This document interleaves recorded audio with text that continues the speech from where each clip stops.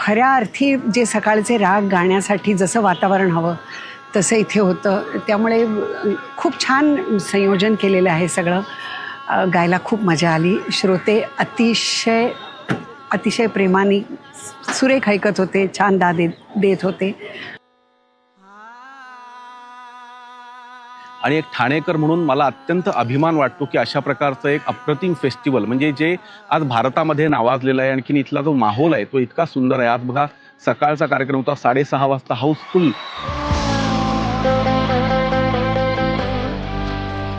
झाले 70 ओलांडली आहे, पण आम्ही लहानपणापासून अशी चित्र बघतोय आणि असं वाटतं की तेव्हाची चित्र अजूनही चांगली आहे. ते पेंट आणि हे इतकं म्हणजे नॅचरल करून त्यांनी इतकं ते टिकण्यासारखं केलेलं आहे. त्यामुळे ते पेंटिंग आणि इतके अट्रॅक्टिव्ह आणि त्याच्या चेहऱ्यावर ते भाव वगैरे इतके छान वाटतात ना बघून. त्या जुन्या आठवणी आमच्या जिवंत झाल्या.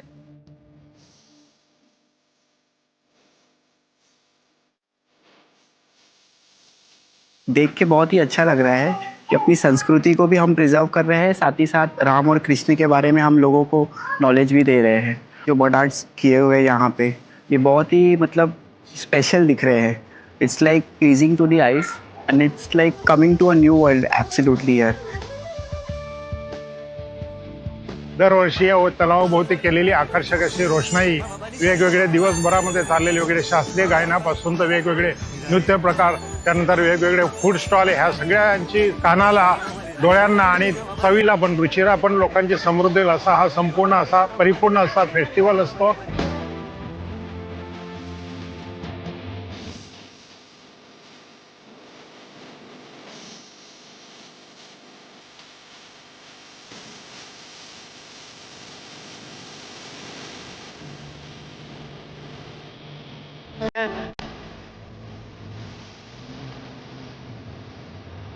आशिक हूँ मैं,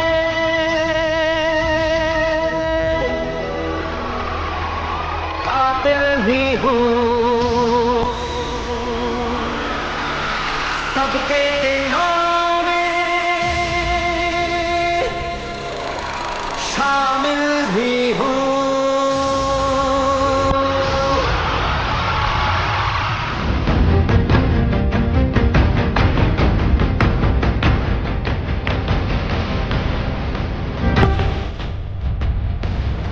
प्रतिष्ठित शिव गौरव पुरस्कार युवा क्रिकेटर सनसनी यशस्वी जायसवाल को प्रदान किया जाता है. I'm really happy to be here, really excited, bit nervous, but thank you so much for this amazing award. It means a lot to me and just give me your love and blessings. Thank you so much. साहेब 11 वर्ष झाली या संस्कृती art फेस्टिवलला. एक festival संपला की लोक दुसऱ्या फेस्टिवलची वाट बघतच असतात आणि प्रताप सरनाईकचं एकट्याचं कौतुक करून चालणार नाही. तर माझ्याबरोबर माझे सगळे हे मंचावर उपस्थित असलेले सहकारी आहेत, ज्यांचा कुठलाही ध्वज नाहीये, झेंडा नाहीये त्यांच्याकडे कुठल्याही पक्षाचा. फक्त आणि फक्त संस्कृती आर्ट फेस्टिवल उपवनचं हेच त्यांचं सर्वस्व आहे आणि अशा पद्धतीचं काम करतात. त्यामुळे त्यांचा एकदा टाळ्यांच्या गजरात तुम्ही सन्मान करणं गरजेचं आहे. आता मी DCM आहे, आता डेडिकेटेड टू कॉमन मॅन. शेवटी पद हे लोकांच्या आणि या राज्याचा सर्वांगीण विकास करण्यासाठी असतं, परंतु याच्याबरोबर आपल्या शहराची सांस्कृतिक भूक जी आहे, ही आपली संस्कृती आहे, ही परंपरा आहे, ही जोपासली पाहिजे, पुढे नेली पाहिजे. ते प्रताप सरनाईक यांचं विहंग संस्कृती युवा प्रतिष्ठान गेल्या 11 वर्षापासून या ठिकाणी आयोजित करते, त्याबद्दल मी त्यांचं मनापासून अभिनंदन करतो.